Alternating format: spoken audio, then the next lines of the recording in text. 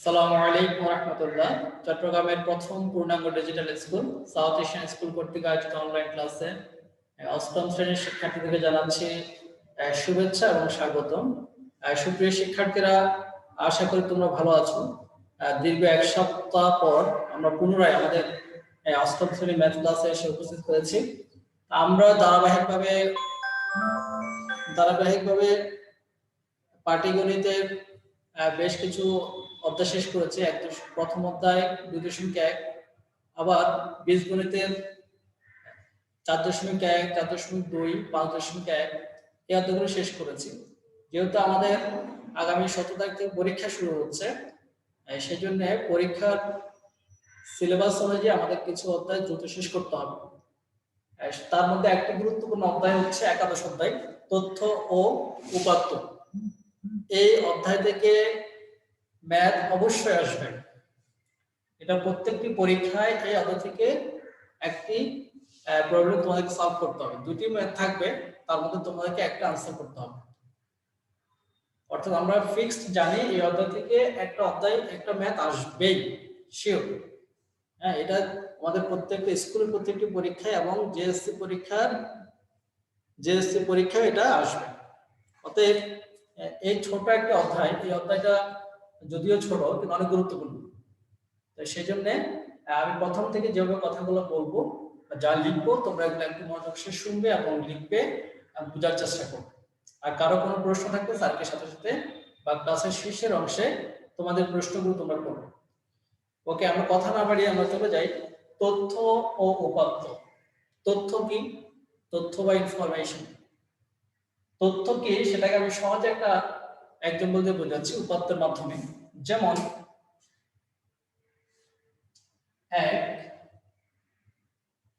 একটা সংখ্যা লিখলাম, তারপর আমি লিখলাম যে আসিফ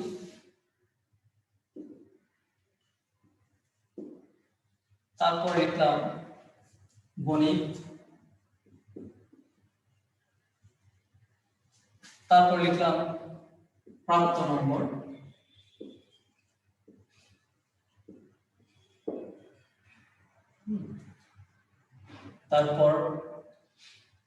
তারপর লিখলাম আমি যে এইটি।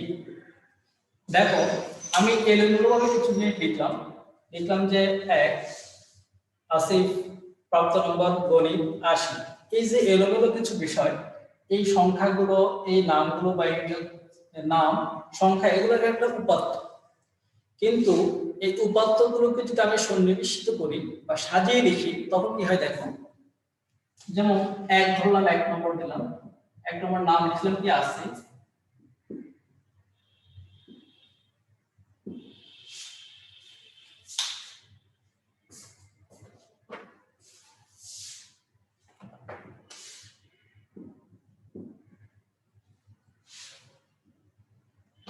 যেমন গণিতে প্রাপ্ত নম্বর,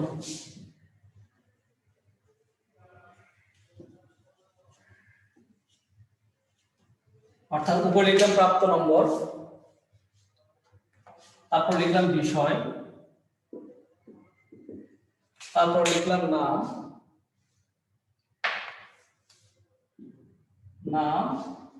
রোল।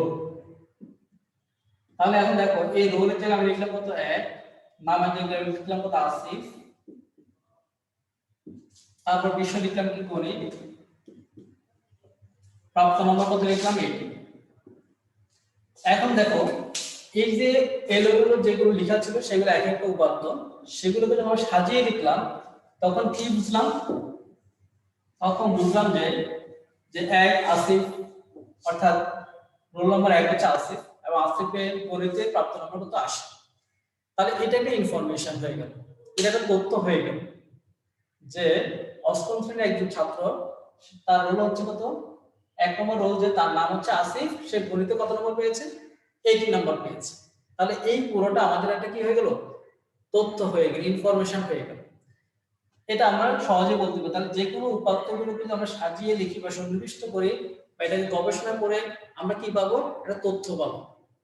তাছাড়া আমরা প্রতিনিয়ত খেলাধুলা সংবাদ মাধ্যমে বা টিভির মাধ্যমে আমরা কি পাচ্ছি, বিভিন্ন ধরনের তথ্য আমরা পাচ্ছি, যে আজকে ওই অমুক দেশে কি হয়েছে, বা আজকে জেএসসি পরীক্ষার রেজাল্ট দিয়েছে, পুরো বাংলাদেশে এত লাখ পরীক্ষা দিয়েছে, তার মধ্যে এতজন কি পেয়েছে, এ প্লাস পেয়েছে। কিংবা বললো যে সাউথ এশিয়ান স্কুলে জেএসসি পরীক্ষা দিয়েছে 100 জন, তার মধ্যে 40 জনের উপরে কি পেয়েছে, এ প্লাস পেয়েছে। তাহলে এই বিষয়গুলো হচ্ছে একটা তথ্য। এই তথ্যগুলোকে বা এই উপাত্তগুলোকে মূলত কি করে, উপাত্তগুলোকে সাজিয়ে গুছিয়ে যদি উপস্থাপন করা হয় তখন সেটা একটা তথ্য হয়ে যায়। আর বর্তমান সময়ে এই তথ্য প্রযুক্তির যুগে এই তথ্যটা খুবই গুরুত্বপূর্ণ একটা বিষয়। ওকে, এই তথ্যকে আমরা মূলত কি বলি, গণিতের ভাষায় এটাকে বলা হয় পরিসংখ্যান। কি বলা হয়, পরিসংখ্যান। যদিও তোমাদের এখানে হেডলাইন দেওয়া আছে তথ্য উপাত্ত, তোমরা যখন ক্লাস 9 কিংবা 10 যাবে তখন সেখানে কিন্তু তথ্য মধ্যে লেখা থাকবে না, তখন সেটা কি হয়ে যাবে, পরিসংখ্যান হয়ে যাবে। ওকে, আমরা এই কথাগুলো না বাড়িয়ে সংক্ষেপে লিখছি এবার। তাহলে তোমরা পরীক্ষা যখন আসবে উপাত্ত কাকে বলে, কি লিখবে তোমরা, প্রশ্ন আসবে যে উপাত্ত কাকে বলে,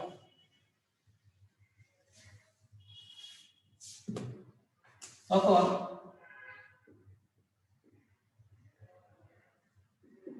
পরীক্ষা অনেক সময় আসে যে উপাত্ত কাকে বলে, কত প্রকার ও কি কি, 2 নম্বরের জন্য আসে। তখন কি লিখবো আমরা লিখবো যে পরিসংখ্যানের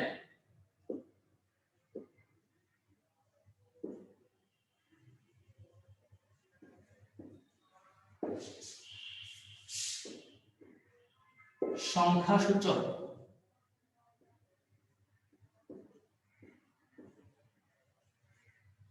পরিসংখ্যানের সংখ্যাসূচক প্রতীককে উপাত্ত বলে।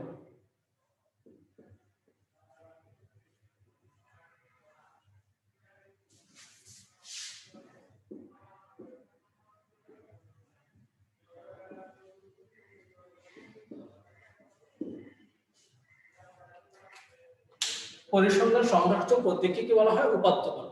উপাত্ত কত প্রকার, অনেক সময় আমরা বলতে পারি কি কি, বিন্যস্ত উপাত্ত, অবিন্যস্ত উপাত্ত। আমরা একটা সবাই জানি যে বিন্যস্ত উপাত্ত, অবিন্যস্ত উপাত্ত। বিন্যস্ত উপাত্ত কাকে বলে, যেগুলো সাধারণভাবে লেখা হয় তাকে বিন্যস্ত উপাত্ত বলে, যেগুলোকে সাজিয়ে লেখা হয় তাকে অবিন্যস্ত। তোমরা জানো, যারা জানো তাদের জন্য বলে দিচ্ছি আমি, যে যে উপাত্তগুলো কি থাকে, সাজানো থাকে, সাজানো উপস্থাপন করা হয়, সেগুলো হচ্ছে বিন্যস্ত উপাত্ত। আর যে উপাত্তগুলো এলোমেলো থাকে, এলোমেলো ভাবে উপস্থাপন করা হয়, সেটা হচ্ছে অবিন্যস্ত উপাত্ত। তবে এর বাইরে কিন্তু আবার 2 প্রকার, সেটা কি জানি আমরা, উপাত্ত সংগ্রহের ভিত্তিতে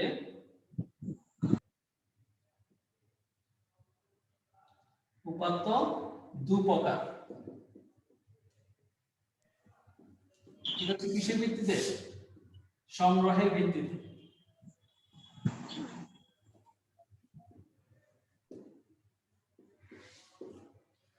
তার মধ্যে এক হচ্ছে কি প্রাথমিক উপাত্ত,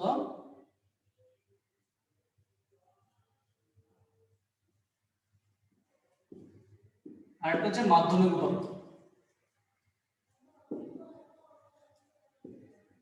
কি উপাত্ত, প্রাথমিক উপাত্ত, আর একটা হচ্ছে মাধ্যমিক উপাত্ত, বা প্রাইমারি ডেটা, সেকেন্ডারি ডেটা। তাহলে প্রশ্ন হচ্ছে স্যার যে প্রাথমিক উপাত্তটা কি, মাধ্যমিক উপাত্তটা কি, এবং পরিসংখ্যানের জন্য কোন উপাত্তটি সবচেয়ে বেশি নির্ভরযোগ্য। হ্যাঁ, এখানে বললে তোমরা বুঝবে। প্রাথমিক উপাত্ত হচ্ছে কি, যে উপাত্তটি উৎস হতে সরাসরি সংগ্রহ করা হয়। যেমন আমি জানতে চাচ্ছি যে সাউথ এশিয়ান স্কুলের 8ম শ্রেণীর শিক্ষার্থীরা প্রথম সাময়িক পরীক্ষায় গণিতে কত নম্বর পেয়েছে। মনে করো তোমাদের পরীক্ষা শেষ হয়ে গেল, গণিতে তোমাদের রেজাল্ট দেওয়া হলো। এখন আমি জানতে চাচ্ছি যে গণিতে 20 জন স্টুডেন্টের মধ্যে কতজন কত নম্বর পেয়েছে। এই ডাটাটা বা এই উপাত্তটা আমি নিতে চাচ্ছি। তাহলে এই উপাত্তটা আমি 2 ভাবে নিতে পারি।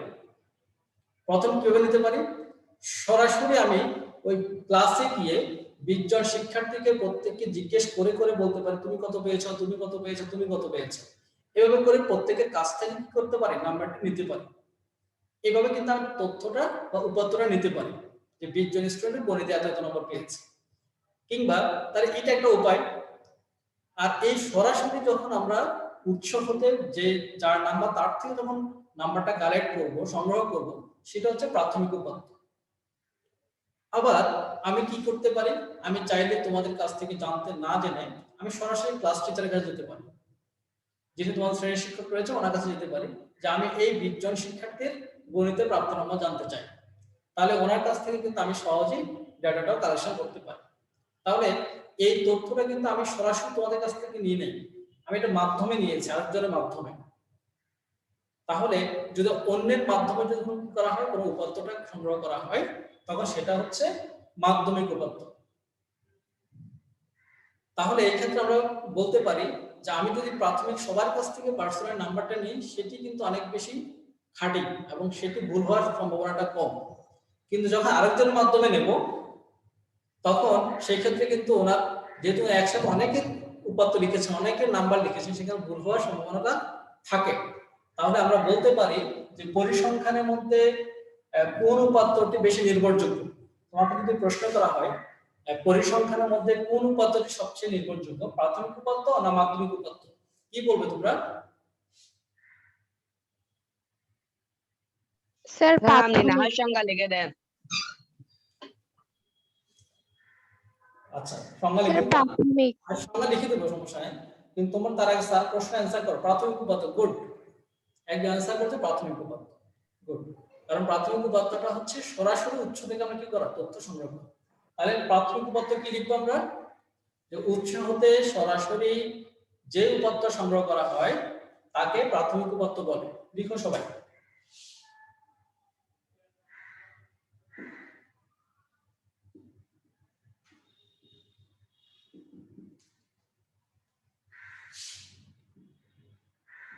গবেষণালব্ধ বা গবেষণাধীন, মূলত আমরা বিভিন্ন গবেষণা করার জন্য, যেমন আমরা জানতে চাই যে ক্লাস 8 এর গণিতে যারা নাম্বার পেয়েছে ওদের কার কি অবস্থা, আমরা জানতে চাচ্ছি, অ্যানালাইসিস করতে যাচ্ছি, বিশ্লেষণ করতে যাচ্ছি যে এদের গণিতের কি অবস্থা, ভালো না খারাপ, কতজন ভালো করছে, কতজন খারাপ করছে। এই জাতীয় গবেষণা করার জন্য বা এটাকে বিশ্লেষণ করার জন্য মূলত কি করা হয়, তথ্যগুলো, উপাত্তগুলো নেওয়া হয়। সেজন্য আমরা বলতে পারি যে গবেষণাধীন উৎস হতে সরাসরি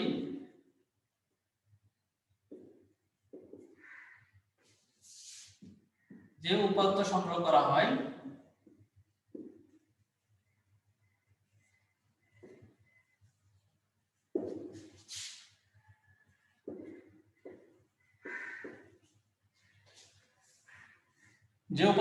করা হয় তাকে প্রাথমিক উপাত্ত বলে।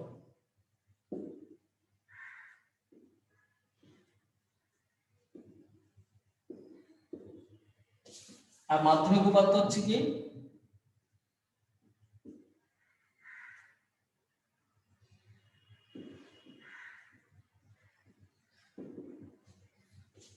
গবেষণাদের উৎস হতে সরাসরি বা কোনো মাধ্যমে যে তথ্য সংগ্রহ করা হয়।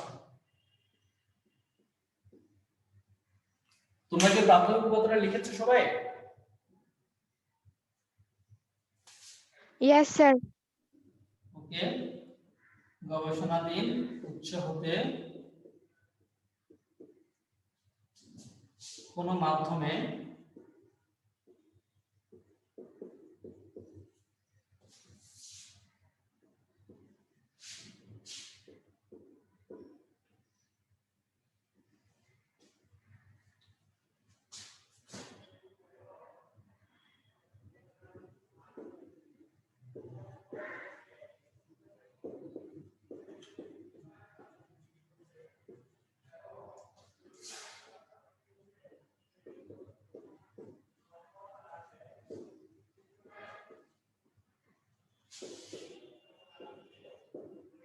তাকে মাধ্যমিক উপাত্ত বলে।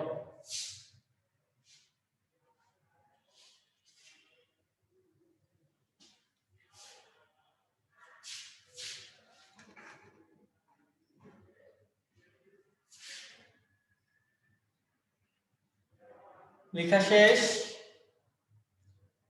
কার কার লেখা? স্যার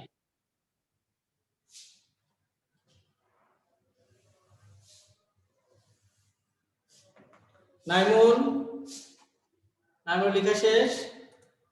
স্যার লেখা শেষ।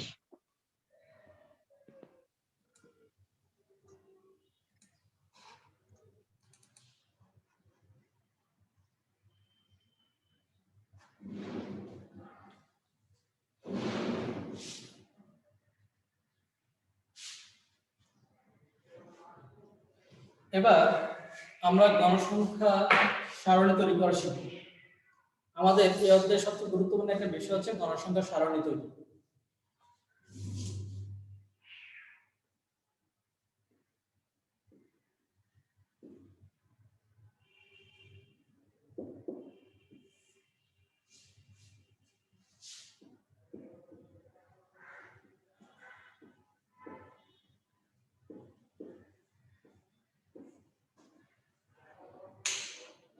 ফ্রিকোয়েন্সি, গণসংখ্যা ইংরেজিতে বলা হয় ফ্রিকোয়েন্সি।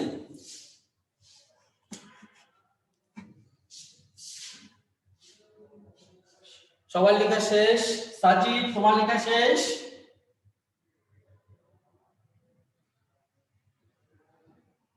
সাজিদের লেখা শেষ? স্যার। শেষ করো। প্রশান্ত,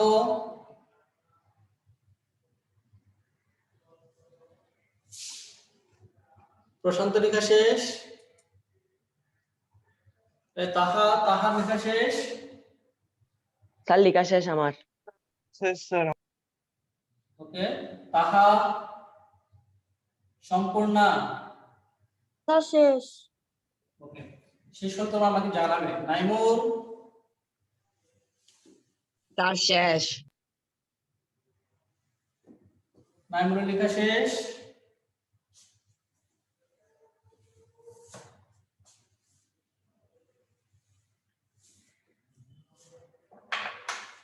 ওকে, তাহলে আমরা এবার গণসংখ্যা সম্পর্কে জানবো।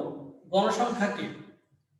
দেখো, আমরা কিন্তু যখন তোমরা ক্লাস 7 করেছো যে অনেকগুলো সংখ্যাকে উপস্থাপন করা হয়, যেমন আমি বললাম যে অষ্টম শ্রেণীর 20 জন শিক্ষার্থী গণিতে প্রাপ্ত নম্বর।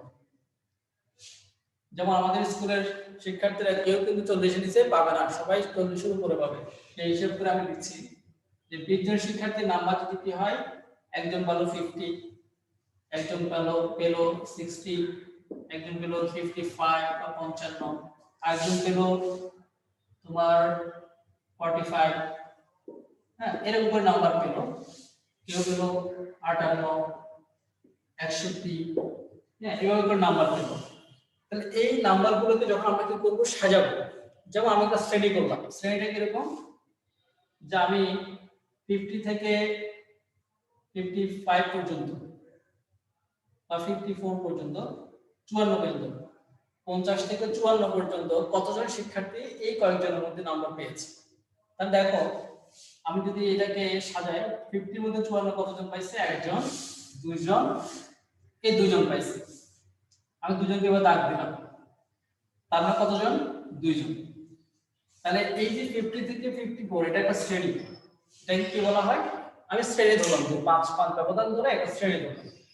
তাহলে কোন শ্রেণীতে যে উপাত্ত সংখ্যা থাকে, যেমন 50 থেকে 52 একটা শ্রেণী, এই শ্রেণীতে উপাত্ত কয়টা? 2টা। তাহলে এই 2কে বলা হবে গণসংখ্যা। তাহলে আমরা সংক্ষেপে বলতে পারি যে কোন শ্রেণীতে, একটি শ্রেণীতে যতগুলো উপাত্ত থাকে, সেই উপাত্তের সেই সংখ্যাকে গণসংখ্যা বলে। তাহলে সবাই লিখো, তোমাদের পরীক্ষায় কিন্তু এটা আসতে পারে যে গণসংখ্যা কাকে বলে। তাই লিখতে পারো যে কোন শ্রেণীতে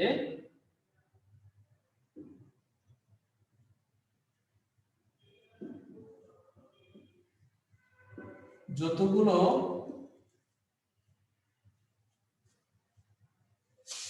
উপাত্ত থাকে,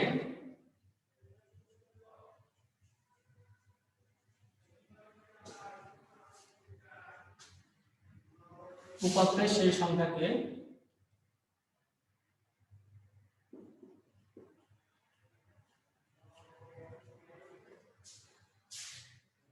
বা কোন শ্রেণীতে বিদ্যুৎ উপাত্ত থাকে, উপাত্তের সেই সংখ্যাকে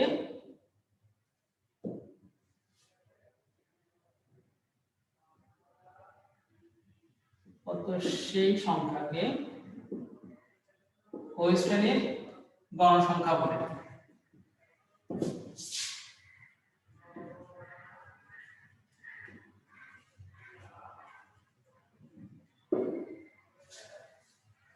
বা কোন শ্রেণীতে বিদ্যমান উপাত্তকে ওই শ্রেণীর গণসংখ্যা বলে, তাও লিখতে পারো। তাহলে কোন শ্রেণীতে যতগুলো উপাত্ত থাকে উপাত্তর সেই সংখ্যাকে ওই শ্রেণীর গণসংখ্যা বলে। তাহলে গণসংখ্যা কাকে বলে? নুসরাত আলম নোভা বলো দেখি। কোন শ্রেণীতে যতগুলো উপাত্ত থাকে উপাত্তর সেই সংখ্যাকে ওই শ্রেণীর গণসংখ্যা বলে। আর গণসংখ্যাকে সাধারণত f দ্বারা কি স্মল f দ্বারা প্রকাশ করা হয়। ওকে, এবার আমরা গণসংখ্যার সারণী তৈরি করব।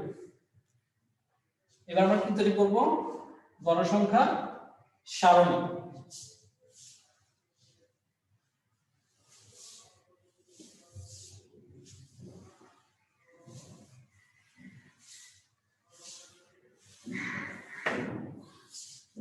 গণসংখ্যার সারণী তৈরি করার আগে তোমরা এই গণসংখ্যার সারণীটা আমি তোমাদের বইয়ের একটি ম্যাথ সলভ করার মাধ্যমে করে দেবো, তাহলে তোমাদের সুবিধা হবে। তোমরা বইয়ের পৃষ্ঠা নং 172, পৃষ্ঠা নং কত? 172, পৃষ্ঠা নং 172 এর 9 নং প্রশ্নে দেখো।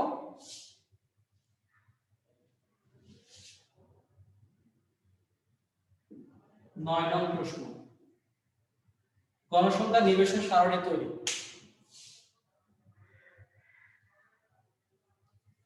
গণসংখ্যা নিবেশন সারণী।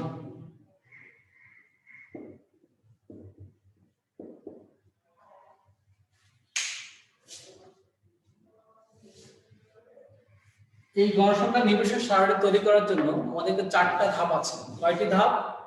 4টি ধাপ।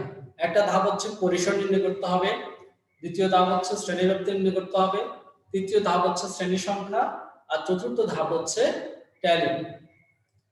এই 4টা ধাপ আমাদেরকে ফলো করতে হবে।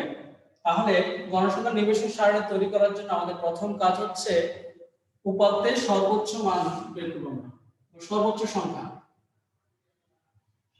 তোমরা বইয়ের 9 নং সমাধানের 9 এর খ, 9 এর খ,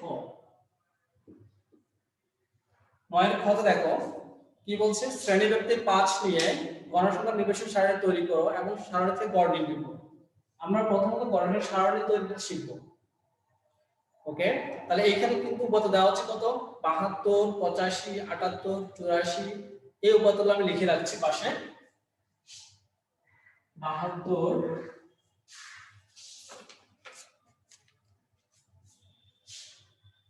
85,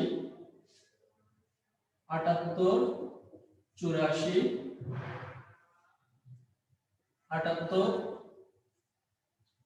78, 75, 69, 67, 88, 80, 74, 77, 79, 69, 74, 73, 83, 65, 75, 69, 63, 75, 86, 66, 71, 66, 71।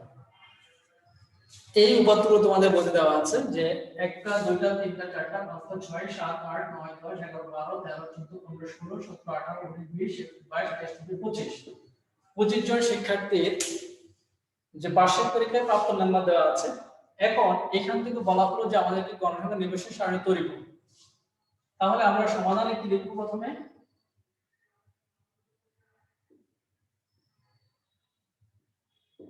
সর্বোচ্চ সংখ্যা কত? এখানে সর্বোচ্চ সংখ্যা কত কে বলতে পারবে?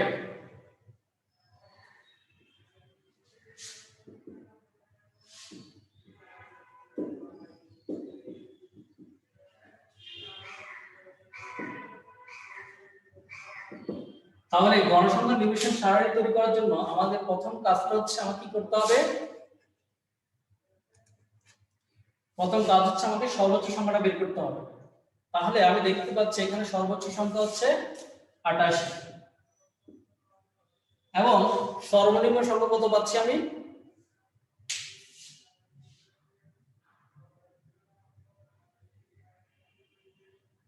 সর্বনিম্ন সংখ্যা হচ্ছে 63। এটা হচ্ছে সর্বনিম্ন সংখ্যা, এটা হচ্ছে সর্বোচ্চ সংখ্যা। তাহলে সর্বনিম্ন সংখ্যা হচ্ছে কত? 63। আমাকে প্রথমে যে কাজটা করতে হবে পরিসর বের করতে হবে। পরিসর সমান সূত্র হচ্ছে কি সর্বোচ্চ সংখ্যা বিয়োগ সর্বনিম্ন সংখ্যা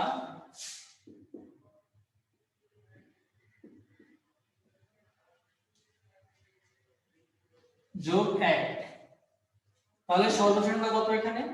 88 আর সর্বনিম্ন সংখ্যা কত? 63 যোগ 1। তাহলে কত হচ্ছে? 8 থেকে 3 গেলে 25, 8 থেকে 3 গেলে হচ্ছে 5, 6, 25 যোগ 1 তারপর 26।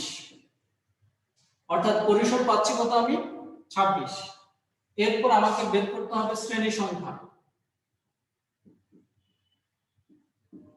তারপর ধাপ কি বের করতে হবে? শ্রেণী সংখ্যা। আর শ্রেণী সংখ্যা বের করার সূত্র হচ্ছে পরিসর ভাগ শ্রেণী ব্যবধান, শ্রেণী ব্যাপ্তি বা শ্রেণী ব্যবধান যাই বলো।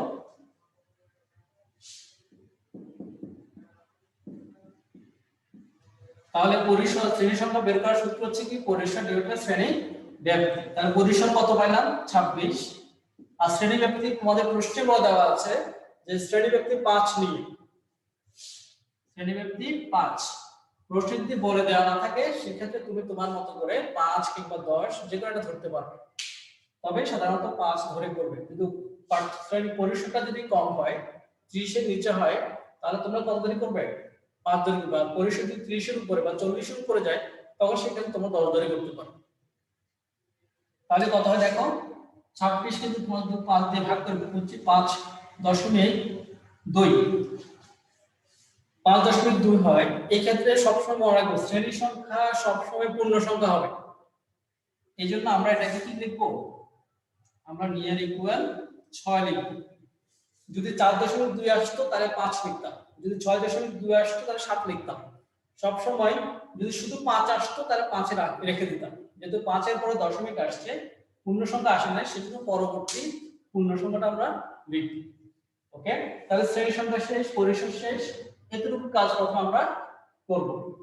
এই কাজ করার পরে এবার আমরা গণসংখ্যা নিবেশন সারণীর জন্য কি করব? সারণী তৈরি করব। তোমাদের এতটুকু লেখা শেষ? Yes sir.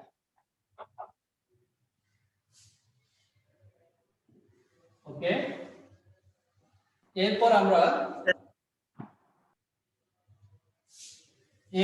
কি করব?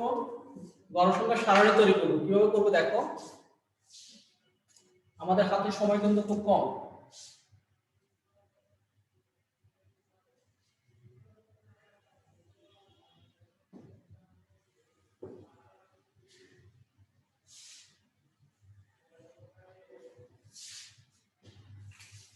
এতটুকু লেখা শেষ তোমাদের?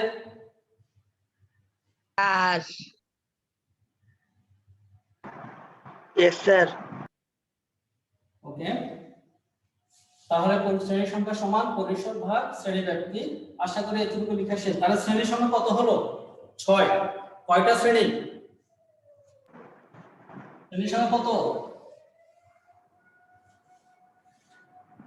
শ্রেণী সংখ্যা 6।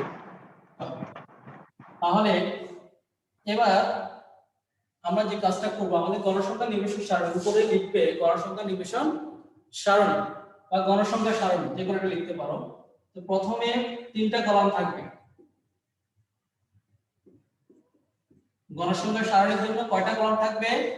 3টা। একটা শ্রেণী ব্যক্তি, তারপর হচ্ছে ট্যালি, তারপর হচ্ছে গণসংখ্যা।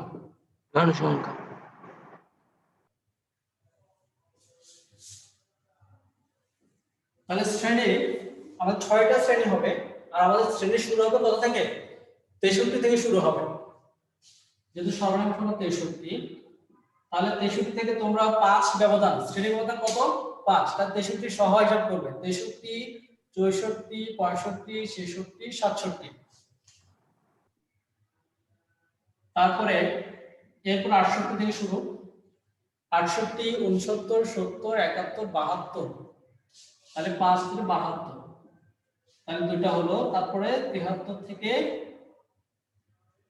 77 78 থেকে 82 83 থেকে 87 88 থেকে 92 তাহলে কয়টা হলো 1 2 3 4 5 6 6টা হয়ে গেল 6টা শ্রেণী হয়ে গেল এখন ট্যালিটা কিভাবে বসাবে দেখো প্রথমে 72 72টা কোথায় বসবে এখানে 68 থেকে 72 এর মধ্যে তারপরে কত 85 85 কোথায় বসবে 83 থেকে 87 এর ভিতরে কারণ 85 কিন্তু এর মধ্যেই আছে তারপরে হচ্ছে 78 78টা কোথায় বসবে এখানে তারপরে তো 84টা কোথায় বসবে এখানে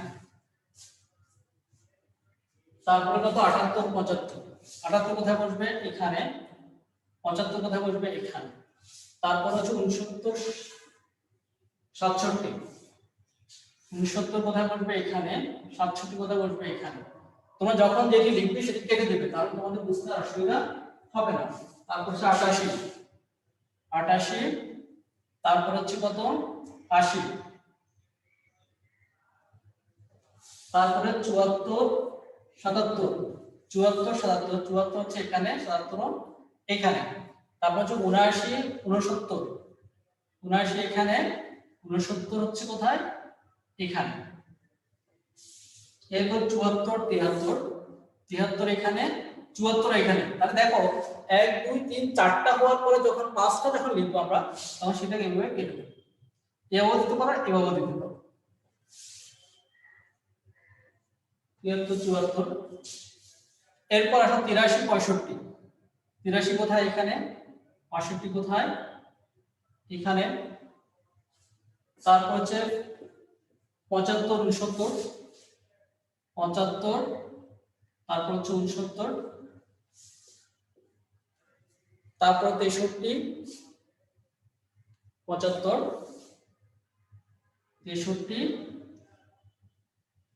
75 86 66 86 তারপর হচ্ছে 66 তারপর হচ্ছে 71 তারপর কত 71 এখানে 5টা হবে তাহলে এখানে কত হলো দেখো 4 এখানে হলো কত 5 এখানে হলো 7 এখানে হলো 4 এখানে হলো 4 আর এখানে হলো 1 এখন আমরা যোগ করি টোটাল কত হয় 4 5 9 9 9 18 25 তাহলে n সমান হচ্ছে 25 দেখো এই হচ্ছে গণসংখ্যা সারণী তাহলে গণসংখ্যা 3টা কলাম থাকবে শ্রেণীব্যাপ্তি ট্যালি গণসংখ্যা এইভাবে করে আমরা ডেটাগুলো কি করব দেখাবো এবং সর্বশেষ যখন তোমার টোটাল যতগুলো ডেটা এই সংখ্যার তার সাথে মিলে যায় তাহলে বুঝতে হবে তোমার গণসংখ্যা সারণীটা হয়ে গেল ওকে সুপ্রিয় শিক্ষার্থীরা আশা করি বুঝতে পেরেছো কারো কোনো প্রবলেম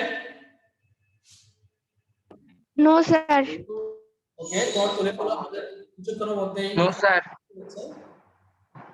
সবাই ভালো থাকবে আজ এই পর্যন্তই পরীক্ষার প্রিপারেশন নাও ভালো করে কালকে দেখা হবে ইনশাআল্লাহ আসসালামু আলাইকুম ওয়া রাহমাতুল্লাহ স্যার আসসালামু আলাইকুম স্যার আসসালামু আলাইকুম আসসালামু আলাইকুম